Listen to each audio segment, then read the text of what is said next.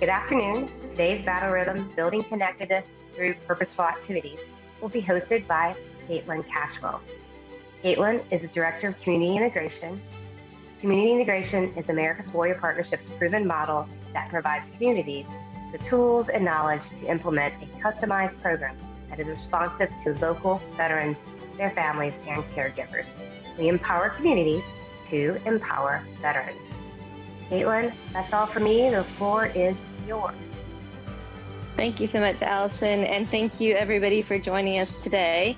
I want to welcome our affiliate communities, Fourth Star Alliance members, and veteran service organizations and guests. We have a great agenda for you today. It's going to be Joe Geraci. So Joe is representing the Co-Director Transitioning Service Member, Veteran and Service Prevention Center for VA VISN 2 and VA VISN 17. Thank you, Joe, for joining us. And then we also will have Rich Headley. Rich is with the Operation Gratitude. He's the Senior Director of Military and Veteran Programs. So after they speak and introduce what it is that they do, then we will have some Q&A as well as a collaboration portion where we will break out into groups and talk about specific best practices around the topic of building connectedness through purposeful activities. And we're going to go ahead and get started with our subject matter expert. So we have Joe Geraci. Joe, do you want to go ahead and speak? Sure. Thank you so much for having me today. So Dr. Joe Geraci, my role is, as was mentioned, some co-director of TASC. So I grew up as 20 years as an infantry officer. So very much the task and purpose is very much ingrained in everything that we try to do. So the transition service member, veteran suicide prevention, the logo you can see at the top there. So very much focused on mitigating and preventing suicide during the transition for service members. And I, just transitioned myself 2 years ago, decided I want to become a clinical psychologist, and very thankful the Army allowed me to do that in parallel of being an infantry officer. So I'm going to talk to you today is one of the programs that we're working with, looking at sponsorship and to be able to kind of show the efficacy of sponsorship or peer-to-peer engagement or Sherpa or guide, whatever your kind of most familiar term is for service members that are transitioning. And a lot of this work we have been working very closely with AWP. So clear to or important to identify. So me as 100% as a VA employee. Kind of see these as very, very important VA public-private partnerships and also working with the DoD. So I've highlighted just some of the VA offices that I work closely with, but the majority of the work and the most important work is done below kind of the line there, if you will, with the early enrollment prior to service members transitioning. So right now we have memos of endorsement with the Army. We're working with other services. Is kind of looking and helping them facilitate that transition. Academia is very important.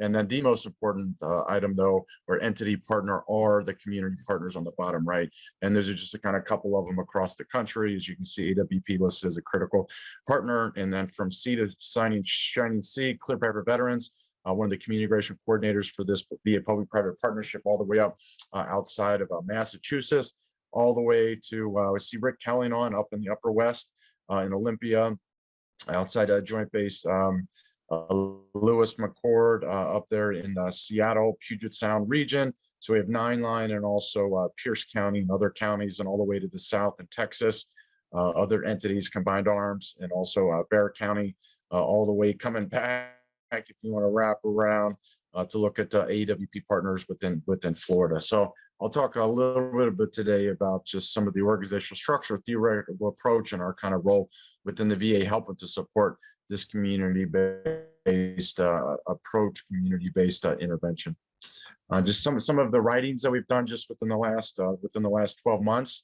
Just wanted to highlight some of them, just kind of showing how important it is to bring most rigorous type of academic excellence and also kind of research to this initiative as we're looking at really understanding what's this transition like. So one of the papers at the top left, which is getting a lot of play within the academic world, expanded roles and recommendations for stakeholders to successfully reintegrate modern warriors.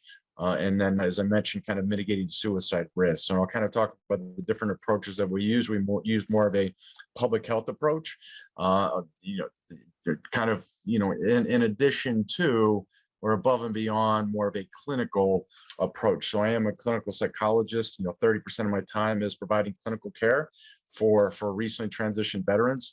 So, kind of very focused on the evidence-based care and treatments, but this is a much broader, like a universal approach. And when this gap, which is great, I'll talk about in a couple seconds, we kind of call the deadly gap when transition doesn't go well, a paper we just published on the top right. And on the bottom left, the stigma. So there are limitations to a clinical approach, and the community approach is so critically important.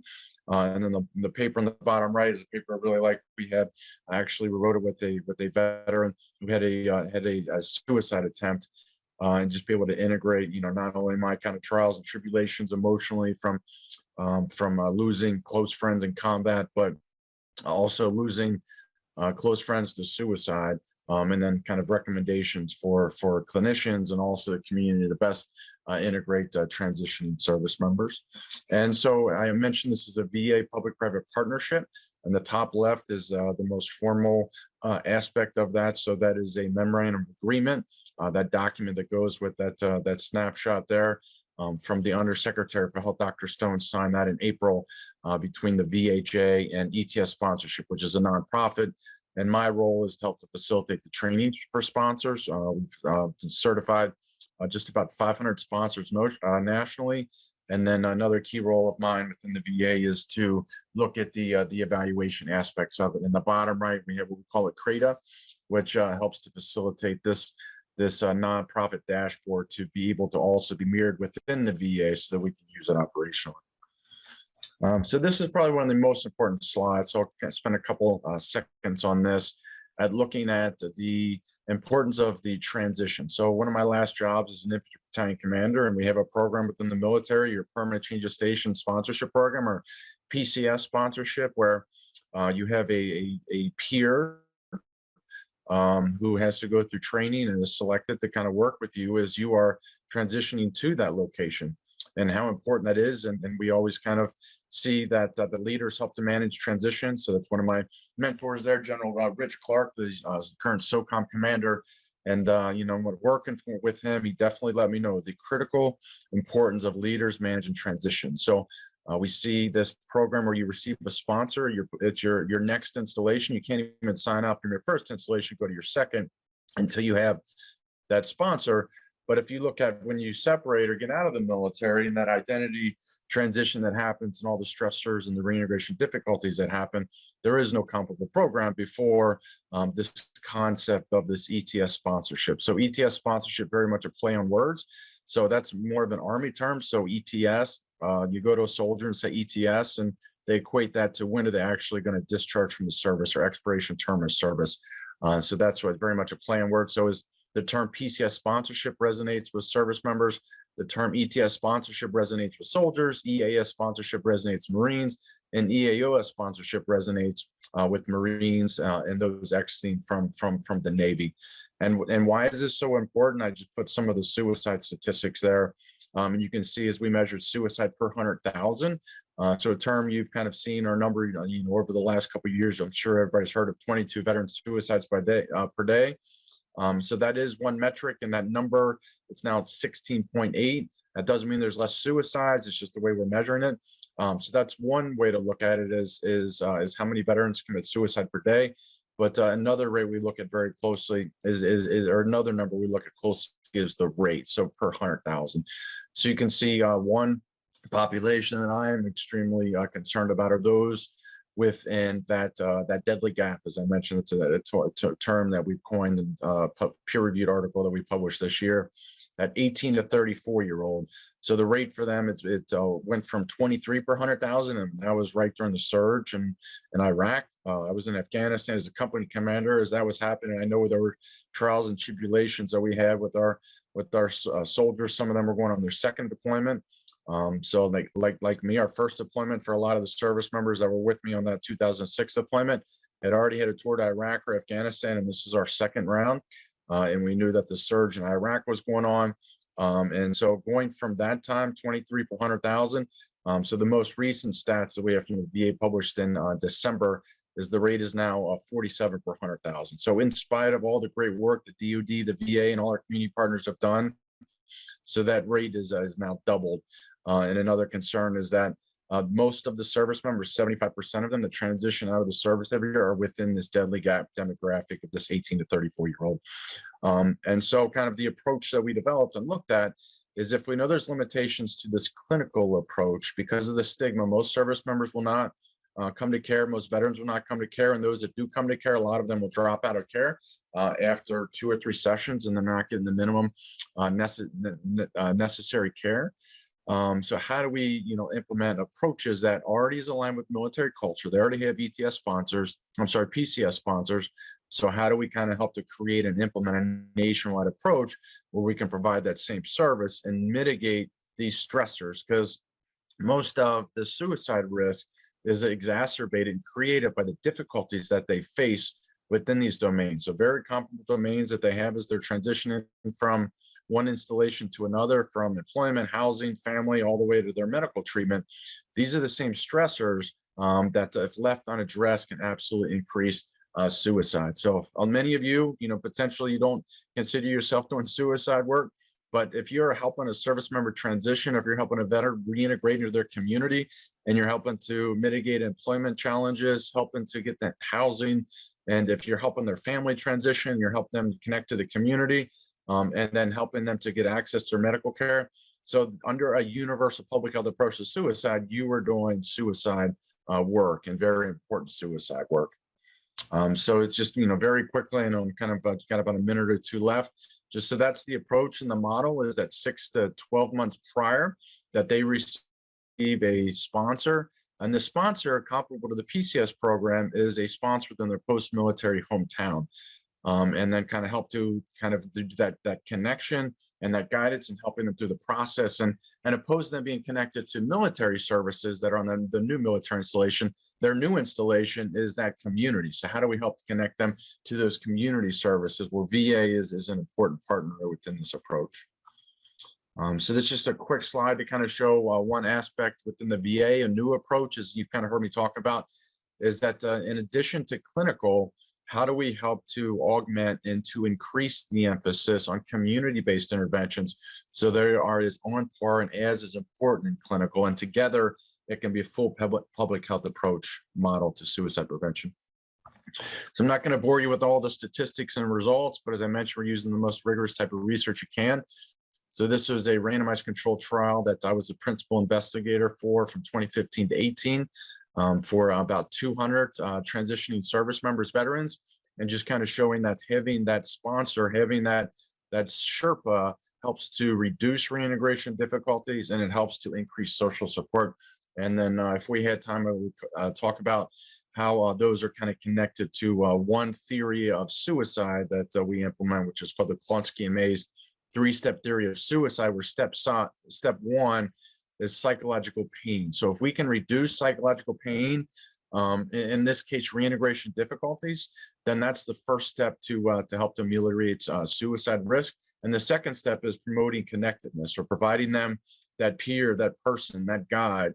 And so that's so critical within this research, is you're showing that this sponsor can kind of help to facilitate both of those on the first and second step.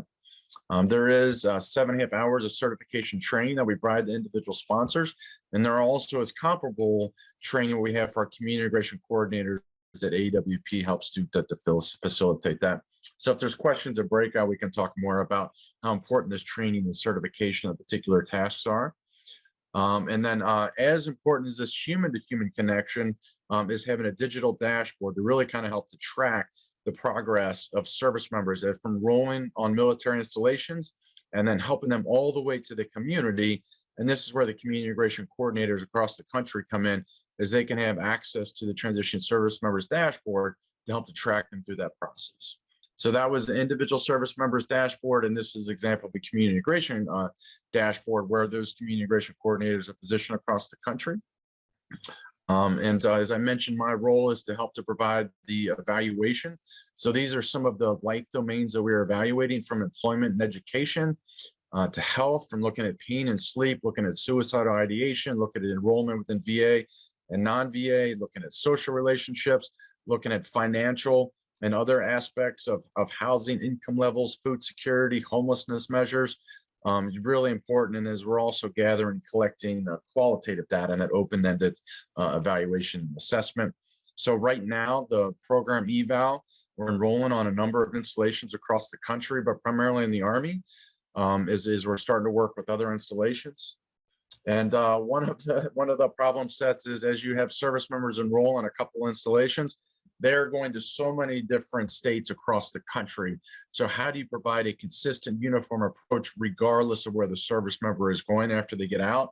So that is a problem set that we're trying to help to address with the program evaluation of this nonprofit program and their partnership with the VA. And one approach has been working with some of these states in blue, more specifically through one entity called the Governor's Challenge. So I can kind of talk more about that if there's questions.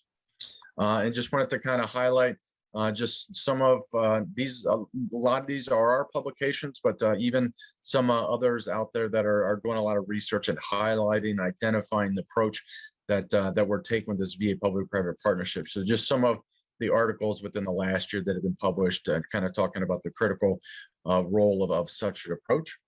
And so that'll end my 15-minute presentation. So thank you for your time. I appreciate it. Thank you so much, Joe, for sharing the great work that y'all are doing at the VA and also with the ETS sponsorship program. Yeah, like he had mentioned, AWP is working in collaboration with ETS sponsorship, helping facilitate the community integration coordinator piece and growing that. So we're happy to be a part of that, and it aligns great with our community integration model.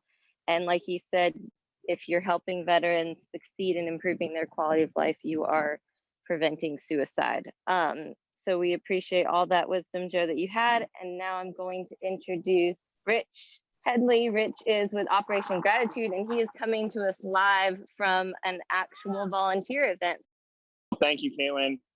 Good afternoon, everyone. It's a pleasure to be here. I'm at a care package event right now, and I thought this would be a great opportunity to share with you what an Operation Gratitude care package assembly day looks like. And I'll go into that a little bit more. But first, I'd like to tell you about our organization, what we've done, and what we plan to do in communities around the country. So our organization started in 2003 from a woman named Carolyn Blashik. She had the desire to serve. She ran into a soldier who was down on his luck.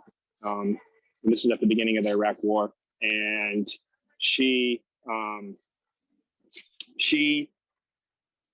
was volunteering at the USO. Soldier came by and said that he had nothing to come back home to. She went home. She cried herself to sleep, woke up the next morning, and made 4 care packages to be sent overseas. So right now, what you see in the background, that's a 5,000 care package assembly. We're at 3.2 million care packages. But if you notice, I keep saying care package, but it's not about the care package. It's about the community. It's about bringing communities together to bridge the civilian service divide. And how do we do that? Well, we do that a number of different ways. Let's go to the care package. We have, Girl Scout cookies placed inside of this. We have sweet tarts and 5-hour energy drinks. But we're bringing communities together, and the most significant items that we're putting there are handmade items from grateful Americans nationwide. So we have, a thank you letter written from, an elementary child somewhere in this country. What else are we putting in there? We're putting these handmade Paracord bracelets. It's 7.5 feet of 550 cord. So it starts like this, and then it becomes a bracelet that's going to be put on a veteran's arm, a deployed soldier, service member, a first responder, a hospital hero, or possibly a caregiver to say thank you.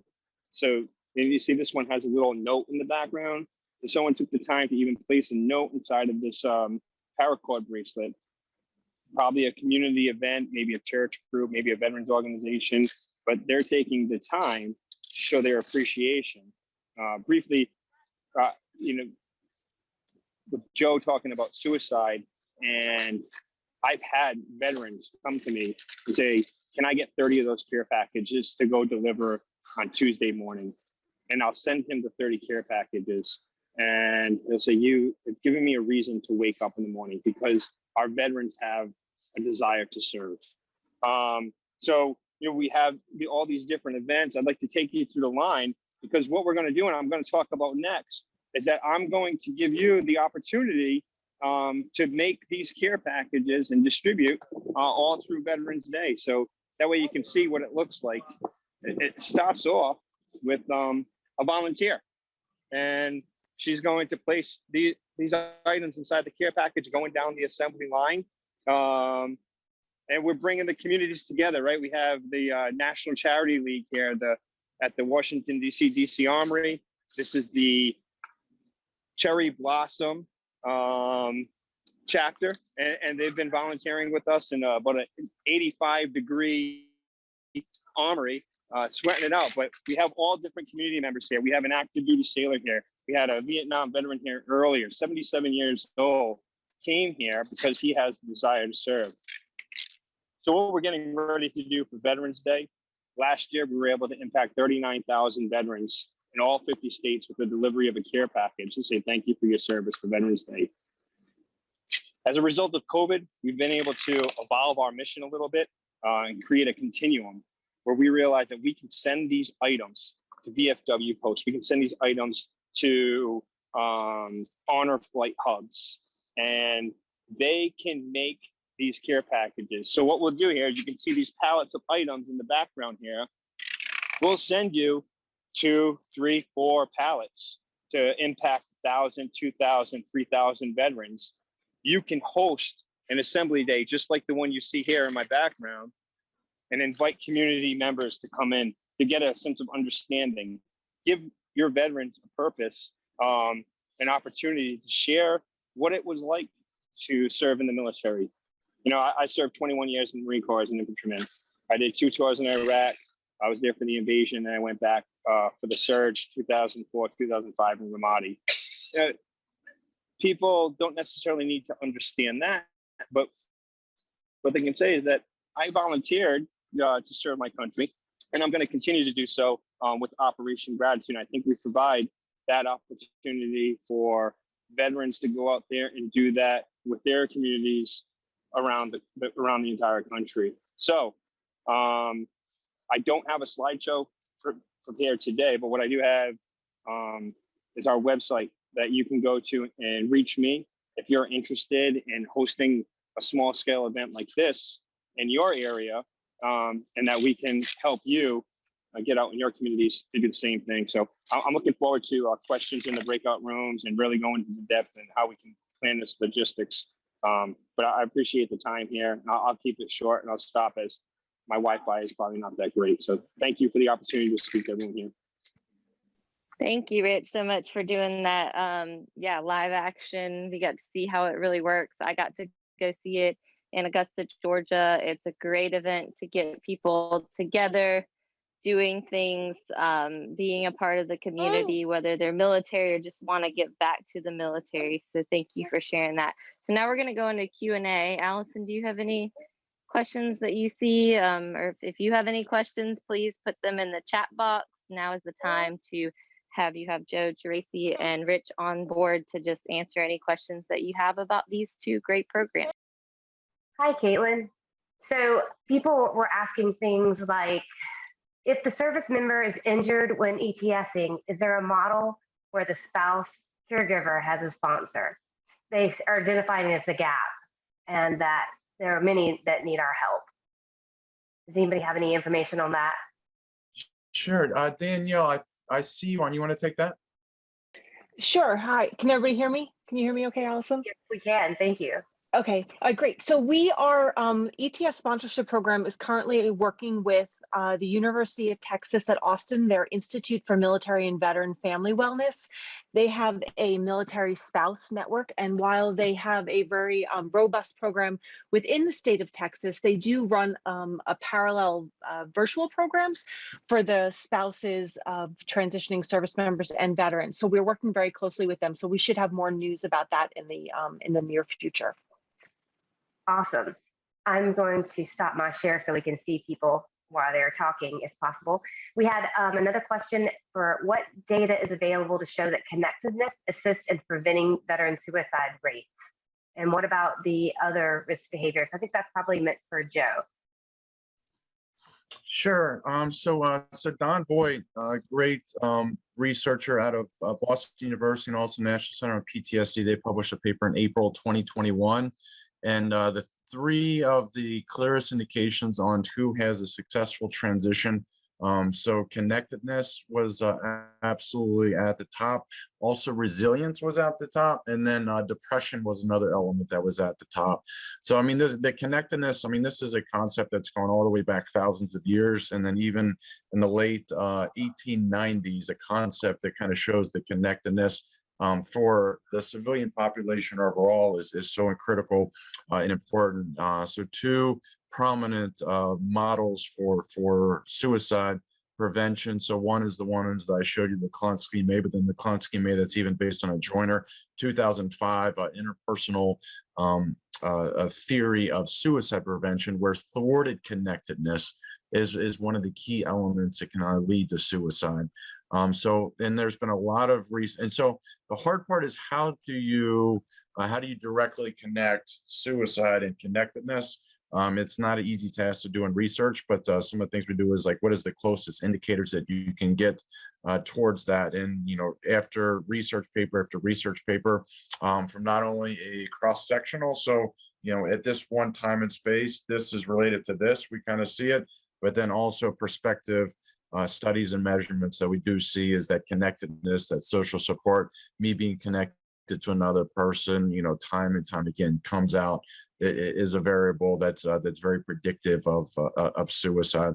I've even seen there's Army Stars is a data set that we're going to start working with, that we've seen that service members that have completed suicide, and just kind of be able to kind of do is being able to kind of like a postmortem assessment and just kind of show on ruptures within their social connectedness or in their network.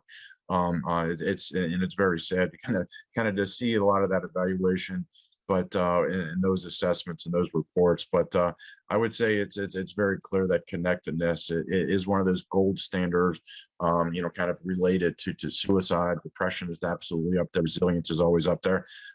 Coincidentally, things that are not up there, variables we don't see often, are ethnicity, race.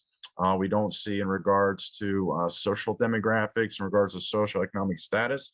Rank is not a good predictor of suicide. PTSD is not a good predictor of suicide, but these reintegration difficulties are connectedness and some of those. So I can go on for hours and hours, but for sake of time, I'll stop there. Oh, thank you. That was a great reply. We appreciate all the information. Sydney Bowman says, great job, Rich. And we've been asked about, you had mentioned your website. Rich, can you give us the website to find out more about Operation Gratitude? Yes, I apologize. I was thinking that too. It's www.operationgratitude.com. You can go to the Who We Serve section, and you'll see all the different demographics that we serve, and specifically the veterans for this group here. And yeah, I'm looking forward to maybe a phone call or whatnot, an email. We'll put this together. Thanks. Thank you. We've got a lot of just good questions in general. Hugo talks about that locally they've had trouble reaching out to their ETS and service members, and that the VA controls. And is there any hints out there about getting connected? I think that Danielle, and she might be able to answer that question. You were on for the last few minutes ago answering. So any hints about connecting with their local groups of people who are ETSing? service members? Yes. So, hi, Allison. So we are currently, we do have a couple of community integration coordinators across the country. So we are working with them initially, and we, are looking to scale and continue to have community integration coordinators within communities across the country. And so we are enrolling service members at, 10 to 12 months out. And then that's where we're connecting them to the sponsors in those communities. So Hugo, I will drop my, or for anybody else that's interested, I will drop my email in the chat box, and I'm happy to, provide further details about the program. Awesome. Thank you so much. I appreciate that. Let's see. So we have from Michael Matthews, social determinants of health have been shown to highly correlate with general health outcomes. Are there any studies re SDOH data for suicide in veterans? Sure, and that's a new realm of research. So Geraci, a phenomenal VA researcher out of New Orleans, VA. So she just got funded a program to look at social determinants of health and their implementations for that specific for reintegration. I'm sorry, for suicide.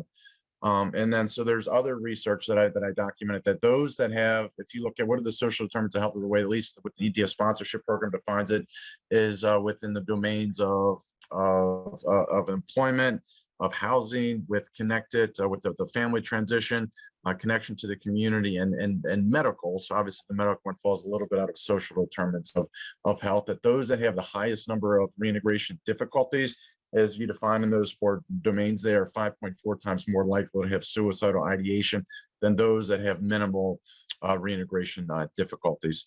So that's, that would, when we saw that study, like, holy cow, like, so these social determinants of health, and I know that can be defined very broadly, but those things not associated with health, but kind of in the outer sphere that kind of can surround an overall holistic definition of whole health, that those can be very important at looking at the rates of suicide.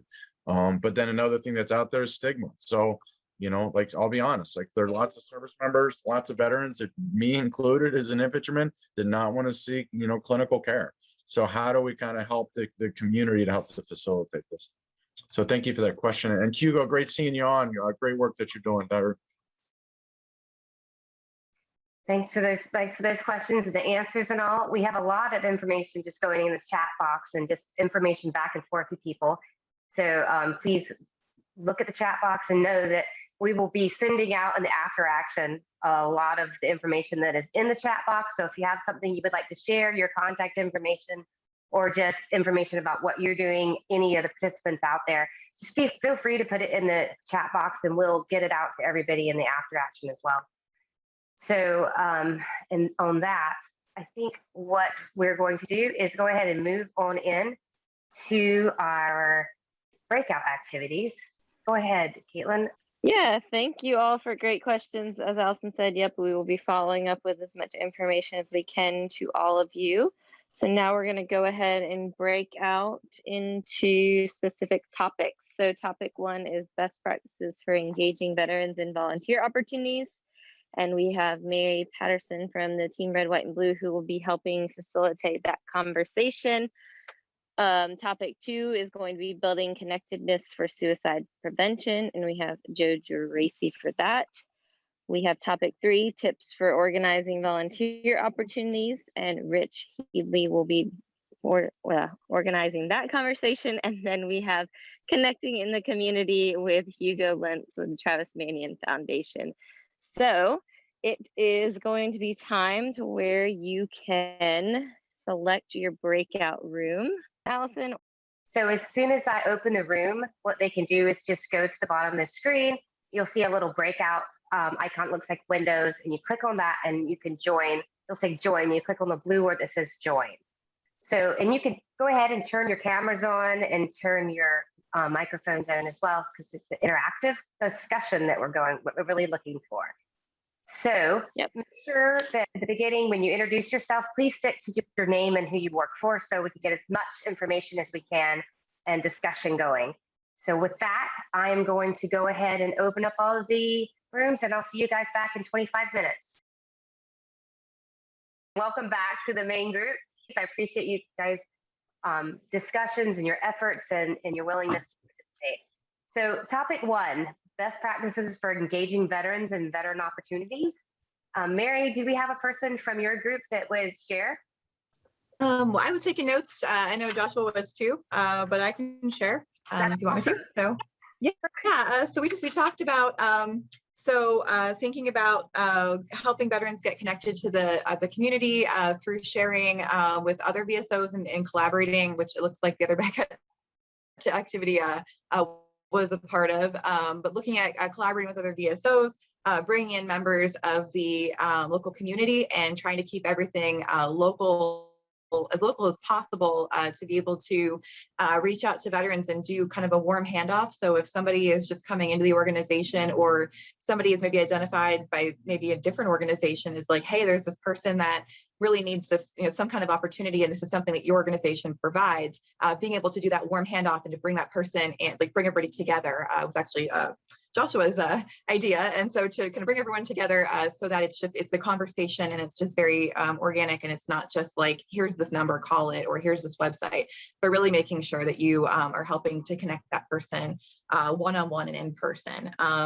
Also, we looked at making things fun, and looking at what people's talents are. And so, what do they like to do? What are their interests? Giving them choices, and then helping them to be able to kind of match up the things that they're already good at, the things that they are already like maybe a social media director, or somebody who's like really into like the social side of maybe a group, like you're the outreach coordinator now and you get to plan the social events, or whatever it is, and really helping them to shine in that area that they are good at, in the area that they like to volunteer within. So and then also we looked at trying to encourage inviting new members, and looking at let's see, I've got my own notes, and then I also have kind of what we talked about as well, but I'm also making sure that volunteers are thanked for their time, making sure that they know that they have a sense of something greater, that they're a part of a larger kind of effort, and being able to see the individual human impact of who it is they're helping and what it is they're really doing can go a long way. So that's kind of what we talked about, and then we just had some questions on how do we do some of that within our own organizations, and we discussed that as well.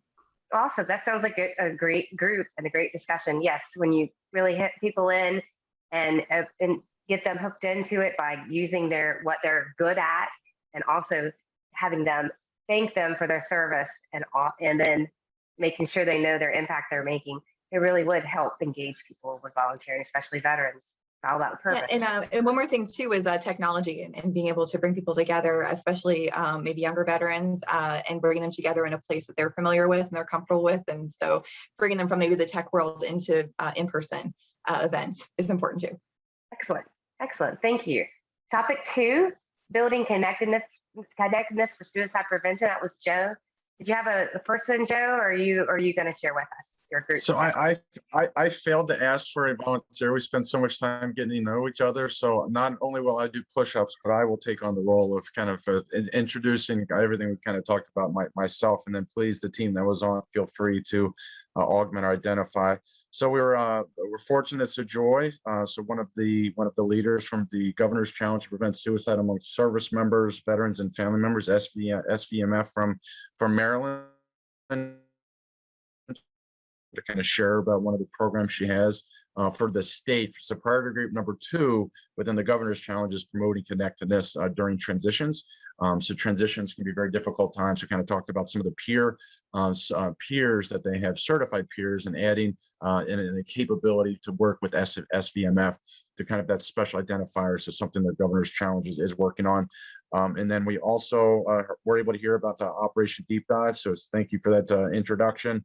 And then we also had Rick, also from Maryland, is talking about an operation, a roll call, working with some of the older veterans. And I think what really kind of becomes clear is that even the Governor's Challenge, a lot of different Governor's Challenges I work with, you really have to identify who is your target population.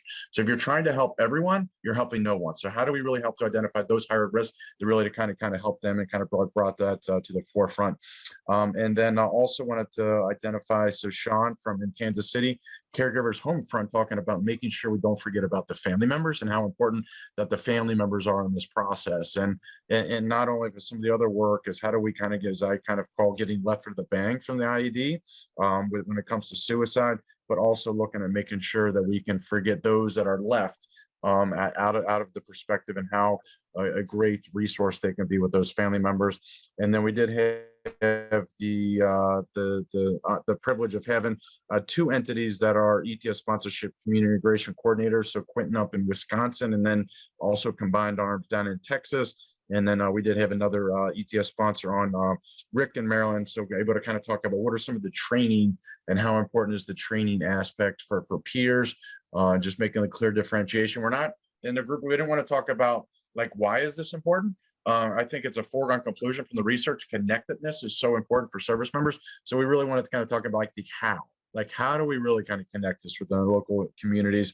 And then on that third training that we do for the ETS sponsorship training is just enough to allow them to call scouts out to identify a service member you've established trust with, you've been able to identify there's concerns, and then who do you need to call in to help to identify that to help them. So anything else from my group? I know we only got a couple minutes left, so we'll stop there maybe, and if there's time at the end, we could bring up any other points because I know there's other groups. So thank you. Thank you. Thank you. Sounds like you guys had a great discussion. A lot of information being shared.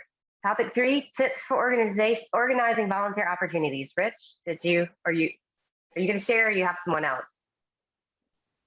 No, I did the same. I didn't share, and really we just kind of went over what I discussed earlier and the opportunities that we're going to give to different veteran organizations around the country to be able to get out into their communities and to bridge the civilian service divide. I would also say that, you know, one thing that we do focus on is that we're not looking for sympathy, but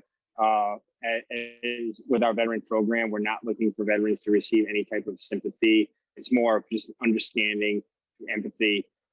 That's what our mission is when it comes to serving our veteran community. So I think there's a fine line there. And so please visit www.operationgratitude.com. I put my email address, my phone number there. It's on me all the time if you're interested in hosting a small scale event in your community and bringing everyone together to say thank you to someone for their service. So y'all have a great day. Thank you. Thank you so much. Thanks for being here, Rich, and thanks for that information. How about topic number 4, connecting in the community? Hugo? So I'll one up you, Joe. I'm going to do burpees because I did the same thing. I was too lazy to assign somebody. So we had a pretty broad ranging discussion. It was awesome. And we started out with the idea of public health, approaching this problem from a public health perspective. And one of the topics that continually came up was the necessity for connection at the individual level. So we're talking about communities, but communities are made up of individuals, and a key topic that you need to focus on is being able to speak the language. And so being able to speak the language of veterans. And then we got into a little bit of a discussion about kind of the subgroup of veterans, because I think a lot of people think that veterans are kind of this big monolithic, everybody's the same, when in fact, there's all kind of these subgroups within veterans. And I remember in my job at TMF, we had this discussion of veterans having to talk about 3 positive things about having been in the military. And intellectually, I understand that people may have had a problem with that, but to come face to face with it, with people actually saying, not being able to say, this is a good thing that came out of the military, was kind of stunning to me. So that's kind of another subgroup of those that don't necessarily want to be associated with the military. How do you get that? How do you get them to be part of the community as well? Immersion in the community. So that idea of being able to speak the language, how do you really get into that community? And during COVID, of course, there were challenges with creating that sense of community. I mean, one thing TMF did was pivot to completely virtual in everything that we did. And that is an option, especially for veterans that are out in rural areas. But of course, the challenge with rural areas is sometimes they may not be connected to internet. So how do you how do you do that? And I think it really comes back down to that individual connection, relationships.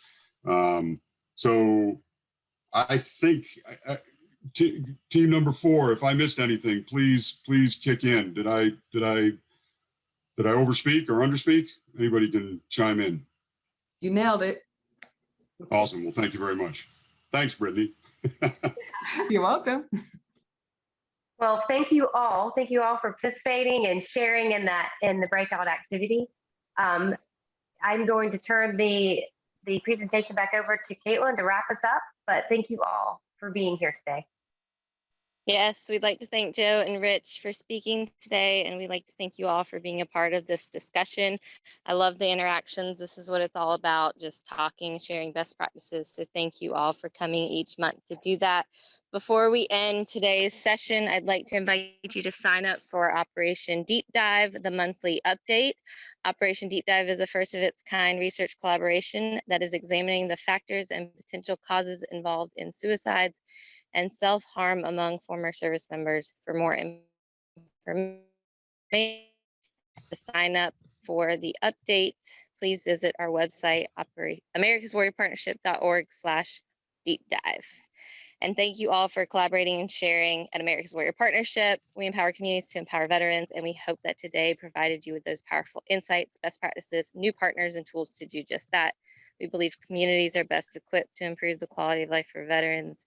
And our goal at America's Warrior Partnership is to provide community partners like yourself with support to help deliver quality service. The next battle rhythm is going to be focused on legal issues for veterans and how to access assistance. We are going to need all of you to come and brainstorm this very needed barrier of legal so that we can make sure that communities across the country are empowered to support that area. The subject matter expert will be Antoinette Balta, who is the Executive Director and co-founder of Veterans Legal Institute. So please join us next month so that we can all brainstorm together, and that is on August 2nd at 2 p.m. Eastern Standard Time. Thank you so much, and have a great rest of your week. Have a great day, guys. Thanks, everybody. Thank you. Thank you. Thank you. Have a good week.